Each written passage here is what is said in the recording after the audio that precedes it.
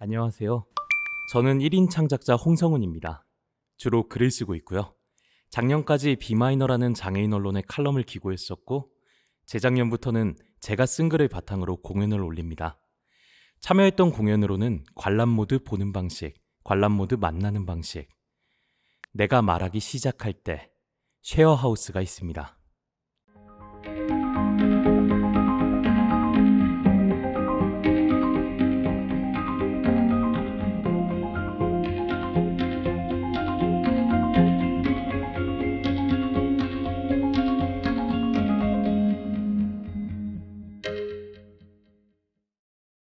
본 영상은 홍성훈 작가님의 의사로 텍스트를 저 김현균 성우가 녹음하였습니다.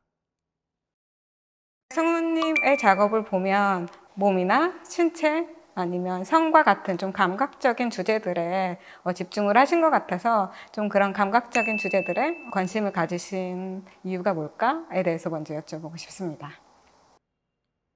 그런 주제들에 의도적으로 관심을 두었다라기보다는 살아오면서 자연스럽게 생긴 질문들이었어요. 저는 학창시절을 비장애인들과 보낸 경험이 많은 편인데 아무리 가까운 사이로 생각되는 이들도 어떤 순간은 명확하게 다름이 느껴지는 지점이 있더라고요. 그것이 주로 몸과 관련된 것이었고요. 몸에 대한 사유를 이어가는 과정에서 타인 눈에서 비춰진 장애가 있는 나의 몸, 혹은 사회에서 배제되는 몸들의 이야기에 관심이 갔고요.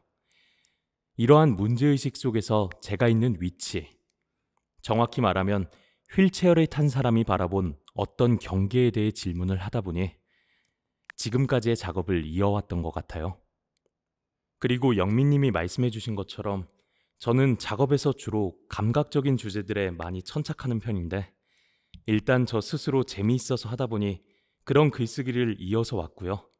제가 2019년에 관람모드 보는 방식을 보러 갔을 때는 작가님이 텍스트로 이렇게 관객과 소통을 하셨잖아요. 어떤 계기로 참여를 하시게 됐는지, 어떤 과정으로 제작을 하셨는지 여쭤보고 싶습니다.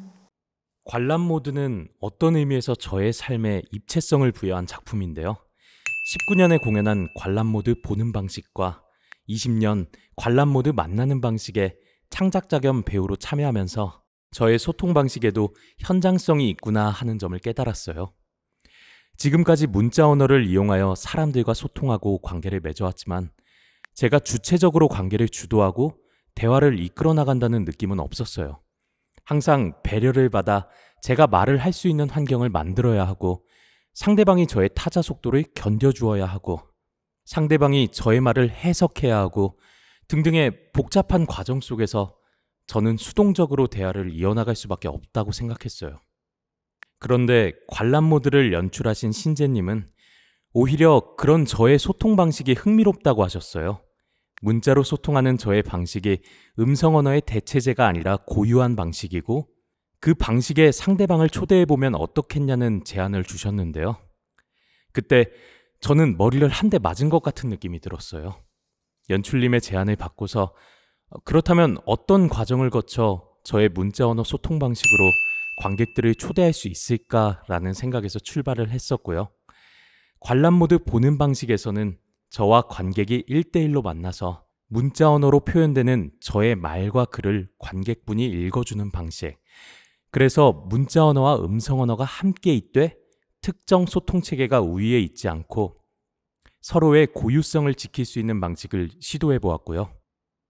그 후속 작업으로 연이어 관람 모드 만나는 방식은 서로 다른 소통 방식을 가진 3명의 창작자가 어떻게 잘 만나고 이어질 수 있을지 탐구해보는 공연이었습니다.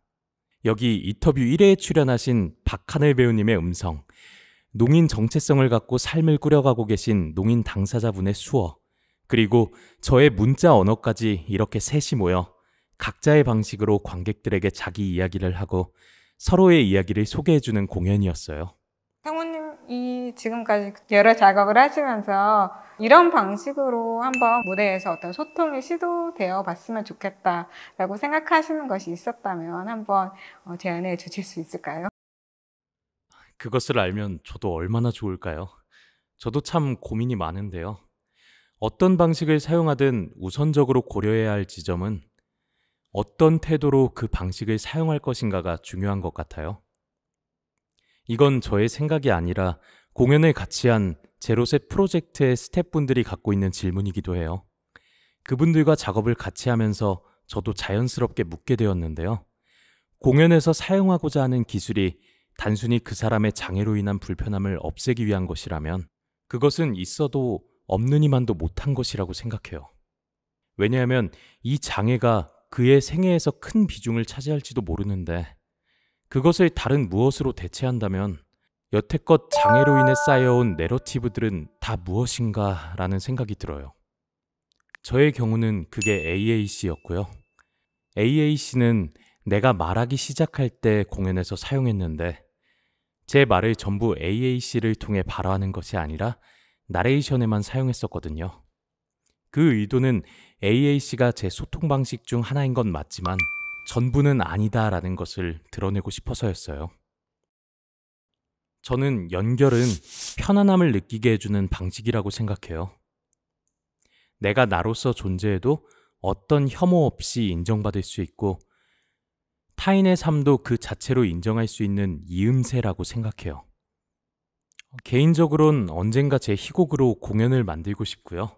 좋은 사람들과 즐겁게 연결되면서 작업을 이어나가고 싶습니다.